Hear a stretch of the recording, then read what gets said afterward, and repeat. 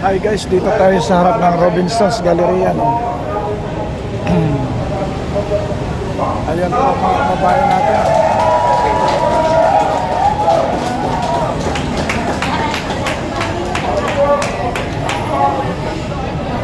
Ayan mga kababayan natin, no?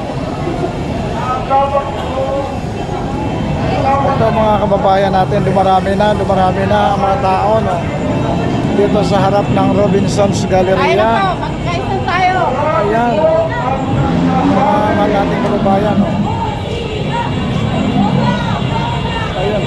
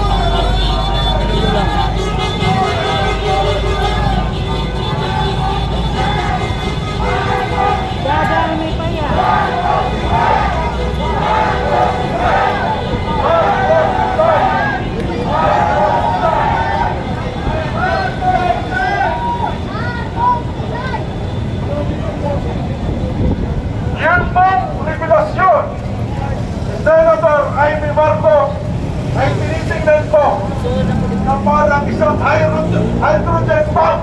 Talaga po, sobrang pasabog. Pero tingnan po natin sa legal. Ano po? Meron po sa religion law na tinatawag na Declaration Against Interest.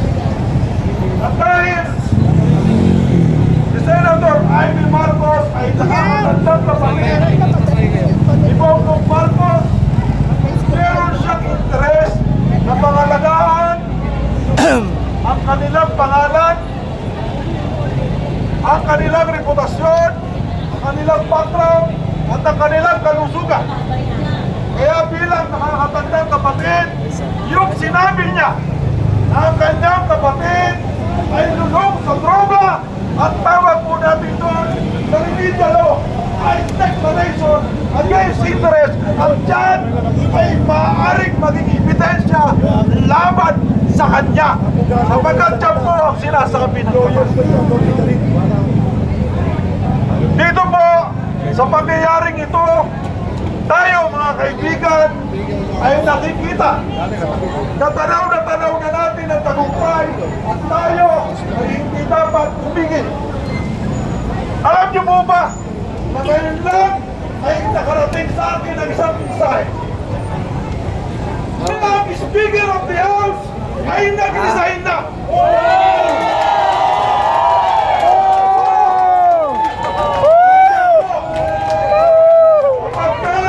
Ang barko ay palubog na. Talagang magtatalo na ang mga nakasakay dito. So, mga kababayan, ang ating ipinaglalaban na matagal na ay nakikita na natin ang tagumpay.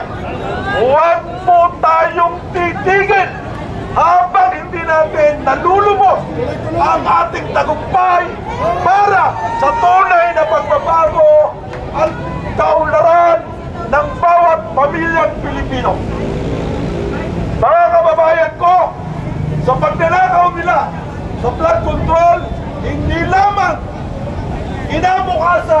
ng ating mga anak ang kanilang ninakaw.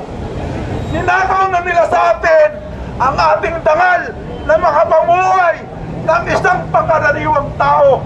Narito po ang aking mga kababayan sa lungsod ng Muntinlupa at karamihan sa kanila ay nagbibilang sa marami ng taga-lungsod ng Muntinlupa na hanggang ngayon ay hindi nabibigyan ng tamang pagtingin ng ating pamahalaan. So mga kababayan ko, akin po isinasamo sa inyo ang panahong ito kailanman ay hindi na natin dapat palampasin, sapagkat ang panahong ito ay panahon na ng tunay na pagbabago para sa ating mga mahihirap na mamamayang Pilipino. Ganon din po sa ating mga kasamahang pulis. Narito, nagpapasalamat kami sa inyo at kami inyong binabantayan at pinoprotektahan. Sa Malacanang, nakita ko po sa Facebook, napapaikutan na ng barikada. Alam niyo po ba, nakita ko na yan, napanood ko na yan noong 1986. Ang Malacanang ay punong-puno ng barikada. Alam niyo kung bakit? Sapagkat kaya punong-puno ng barikada yan para hindi makatakas yung nasa loob. Mga kababayan ko, ako po ay hindi na magpapakahaba ng aking sasabihin. Ang gusto ko lang ay ating sabay-sabay na sabihin. Ito po, 3 beses. Papangunahan ko kayo. Marcos resign! Marcos resign! Marcos resign! Marcos resign! Maraming salamat sa inyo para sa tunay na pagbabago at kaunlaran ng mamamayang Pilipino. Magandang hapon po sa inyong lahat. Maraming salamat, Attorney Garin. Attorney Garin po yun ha. Hindi po siya pariente ni Janet Garin. Ito po ang matino na Garin. Mga kababayan, ano po ang gagawin natin pag hindi mag-resign si Marcos? Sabay-sabay, Brother Oliver.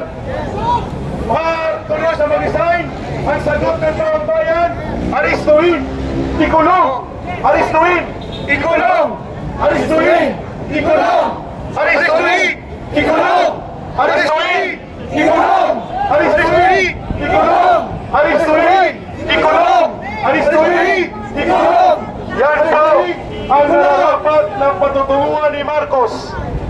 Kaya hindi tayo natututo sa kasaysayan dahil pinapatakas natin ang mga magnanakaw, ang mga kurakot at ang mga akusado.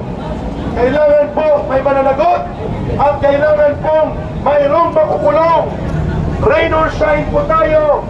I-prepare ang pangtabon sa mga kamera. Baka mapigtuhan ng report at ang inyong vlog.